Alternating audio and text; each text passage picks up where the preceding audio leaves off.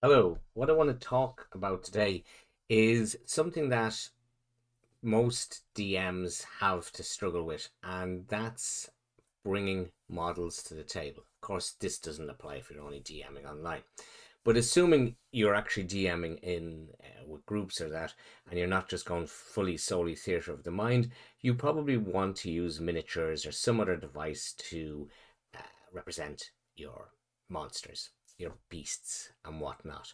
Players will often have their own 25 mil models that they'll use for their characters, or DMs may have some generic ones that you can get and paint up, and there you go. And this is all fine.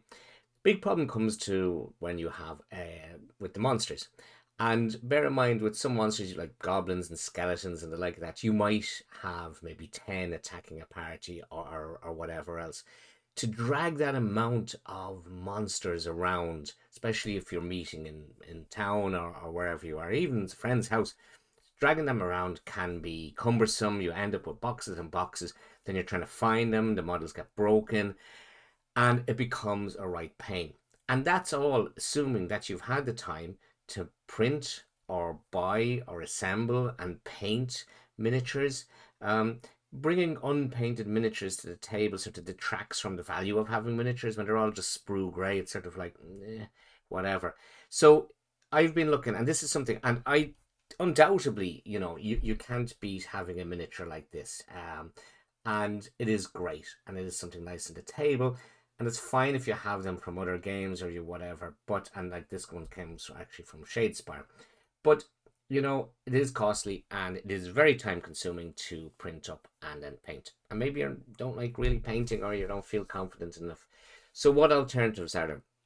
And I started looking at alternatives for myself for games, and I had recently bought the Wizards of the Coast terrain case, campaign case terrain, and I found that was quite good. A little bit overpriced, but it was quite good. It was something that was better than the maps I was using already. And I noticed they did one on creatures where you could get these discs and you put these stickies onto the discs, and they were reusable and they came away. And then I was looking at the quantity of them in it, and it was the same problem. There was a lot of single ones of one monster, but what if you need two? What if you need three? And it was quite expensive. So I started looking at making my own ones, and I ended up going down the road of two types that I was going to do. And in the process, then I ended up using a third one. So the first mechanism that I started, and I'm going to show you, we're going to take you through the final one that I ended up doing was making my own little standees. So these I printed out and I got a standee base, and these ones actually came in the Pathfinder box. So I was repurposing them, but you can actually buy these online.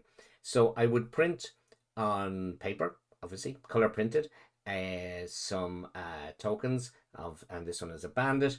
And then I would, to protect them, because obviously paper, or even be photo paper, is quite thin, I would laminate them using a laminator, and then I would cut out the laminate. So I got these laminated, and they're quite nice. And I would then get a base. Now the problem was they don't fit the base, because bases are tend to be a couple of mil, whereas that. So what I found you had to do was you put a bit of blue tack or whatever you call it in whatever part of the world you live in, and I'd put it in the base and I'd hold it, and it worked quite well. I was quite happy with that.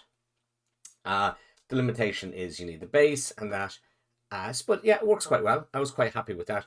But then I started thinking, well, what else could I do? And they're fine. When you are looking down in the game, you're looking at top down on them, and it's quite hard to see what they are. And they're relatively big. And to be honest, I didn't like how uneven and how unprofessional the cut was. Of course, you could you start going closer, but you can't go too close, and then you end up with square corners. And then I'm trying to round off the corners to make it look nice. I still think it still looks a bit amateurish. So works perfectly well. And again, it assumes you have a laminator. Laminators aren't expensive, but it's something that not everybody has or wants to have. The next thing then I started doing was I started deciding to print them as discs. So I'd print a little disc, and I purchased, again, unfortunately, there is a minimum of equipment that you need for making your own ones of these. Well, that's not true. I suppose you could cut them out. So then I started printing these pictures of from the beastries, and I was printing them out and on colored paper. Photo paper gives you a better finish, and then I would cut them out using a little 1-inch punch, and then I would cut out bits of cardboard using a 1-inch punch, and then I tried various different mechanisms of sticking the disc that I had printed out onto the cardboard. I used PVA glue, which works quite well. I then found in my local discount store this stuff, which is 1-inch double-sided tape, and I'd cut that out and stick it onto the card, and then I'd stick the coloured disc onto the back, and that worked quite well. So then I got thinking about, well, that's quite nice, and you put that on your table, and it's a 1-inch disc, and it's quite handy, and you can write on the back a number or some notes about the creature for your combat tracker or whatever, and quite like that. So then I got thinking, the cardboard, the cardboard's a bit cardboardy, and there isn't much weight in it and everything else, but it was fine. It was very cheap. So the next thing I then did was I designed a little disc, and I ended up printing off, because I overreacted, thought this was going to be the best solution ever, and I went really over the top, printing out loads and loads of discs, which I'm not going to use now because I came up with my third solution. So what I did was I'd print these off again, either double-sided tape or a bit of PVA, and stuck the pictures onto the disc, and they gave a nice little solid thing. And then you could actually glue inside the disc a 5-cent coin, and it gave it a nice bit of weight. And I ended up with these type of plastic discs, and you can see there's goblins on them, and these worked quite well. I'm going to move the camera in a second when I show you what my final solution, what I did, and you can see what all these look like side by side from a look down one. So I was looking at these ones, but then as I had been looking for a punch online, and I bought this in the local art supply, up popped through the algorithm looking for circular things, the solution I ended up going with, and that was Euro coin cases. And what are Euro coin cases? Well, they're coin cases for putting euro or other coins of a 25mm diameter into it. So I got this box. This cost me a whopping, including delivery, €11 for 100 of these cases. And these cases are quite simple. They are for display cases for coin collectors. There's 100, as I said, in this box, and they just open. There's a little clip and you open them. So what I then started doing was putting the token, the image of the token, in these. In theory, you could take the picture out and then change it with another one. Taking out the picture, because they're very, very tight, tends to damage the picture. So yeah, they are. So you can see here I have a load of goblins and other ones. So these are quite handy. And you can, there's a mimic, a bit of a glare, and I'm going to put them on the other table. So as I said, you just print these off, pop them in the disc. I'm actually going to go through how I actually do it. And this box then, you can see there's loads of empty ones here, holds 100. So that means in this small little package here, you can bring to the table 100 beasties with you. And obviously another box, you get 200. And that's quite a lot of sort of generic, especially for monsters. Yeah, you might want, if you've got a big baddie in the game, you might want to still use a miniature. But when it's just goblins and bandits and stuff like skeletons, having them in a box like this is really, really handy. And it means if you're traveling around, you can drag these. So what I'm going to do is I'm going to go through the process of printing off one of these. It'll only take a few minutes and just show you exactly what I've done. So I'm going to just pause there, and I'm going to just move some stuff around. Actually, before that though, I am going to pause. So first thing you need artwork. So have a look at this one. I'm going to use a skeleton, and this artwork obviously comes from Wizards of the Coast. I'm not using this for any commercial thing. This is for my own sort of table, bringing my own stuff to the table. So from that point of view, and I have the monster manuals, and I have it electronically and that, so I feel that, yeah, I can actually use these. But if you don't, you might want to do your own artwork, whatever else. So I've got on here, type in skeleton, and I'm going to do a save image as here. And what's handy about these ones are they're going to be PNG. I've already downloaded this one. They are going to be PNG, but that's quite handy for when we come to the document. So the next thing I'm going to do is I'm going to open a Microsoft Word document. And actually, believe it or not, even though Word sometimes not the best for doing graphic stuff, I actually have found it very handy on this one. So I am going to drag the the creatures that I have downloaded. And so for in this example, where's my skeleton gone? Where is skeleton? Skeleton is here. I'm going to drag it and drop it onto the page. Now I have set this page up because I am using photo paper, and the photo paper I'm using is 6 inches by 4 inches. My printer has 0.6 centimeter margins. So this is going to print way, way, way too big. And what's quite handy about Word is if you click on the item, we're going to get access to everything we need. So right click on it and we can get, there's one down here, size and position. So I am going to be using a 1-inch punch, which is 2.55 millimeters. I used to resize the image to 2.5 millimeters, but I found that left a little white border around it. So what I do now is I changed it to 2.6 centimeters.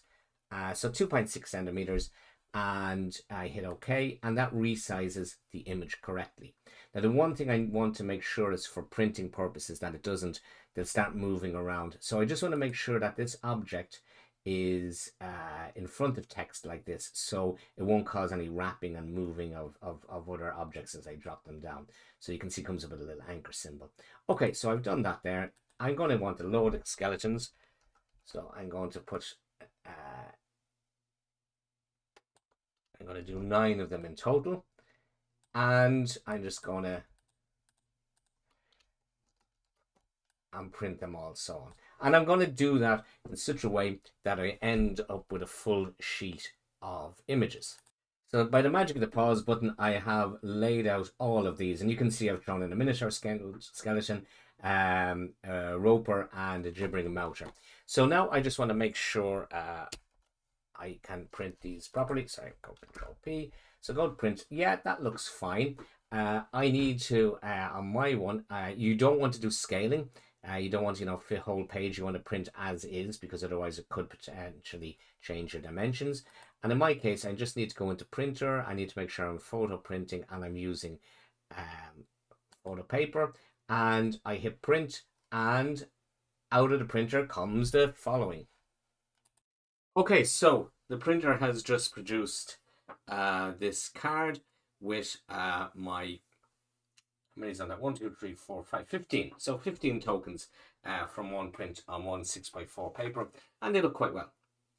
So what I need to do is need to print them. Or not print them, need to punch them out. So as I said, I picked this up in my local crafts hobby store. I think it costs just under €5, and it is a 1-inch punch.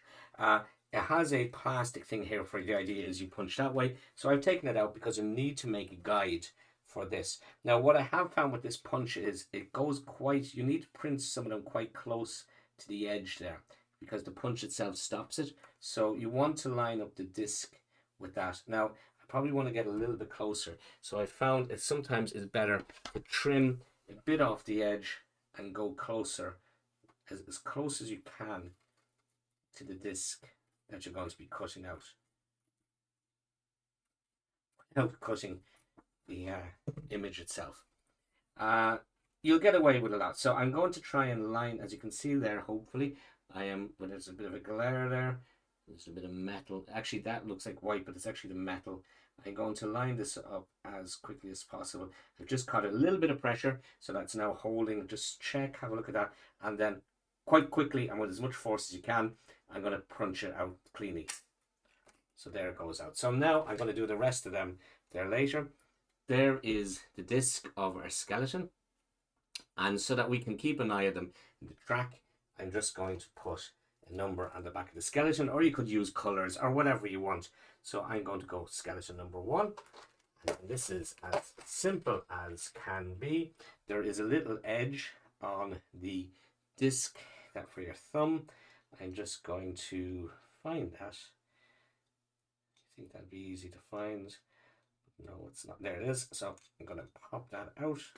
So it pops open. This is the inner one. This is the outer one. So on the inner one, I'm going to put the disc, just push it in like that. If you wanted to put more weight in it, you could put also a coin in here. And so this prints in nicely. And there is our skeleton in a nice plastic container so that someone can spill beer at the table on it and not ruin it. And let us move the camera down as much as I can. Oh, and get a tile and see what this looks like. I should have opened these tiles out, shouldn't I, before I did this, but I didn't. There you go. Incompetence all the way. So here is a D&D tile, which I obviously haven't, I was being very bold, and I haven't cleaned off the stuff from the last time. And as you can see, it fits on the ring there. It's a little bit, if you have a lot of them, yes, they will clutter a little bit around. There's a drawer guard beside it, whatever else, but it's not that bad. The only problem I have with these compared to using a real miniature like that is the fact that the likes of these rings that you can get, now I printed these ones on a filament one, but if you have one of these tend to fit really nicely over monsters and the likes. Okay, this one I should have gone that way. And these can be handy so that you can see this one is charmed. Unfortunately, they don't fit over the models. Well, they do fit over them, but they sort of fall off a bit.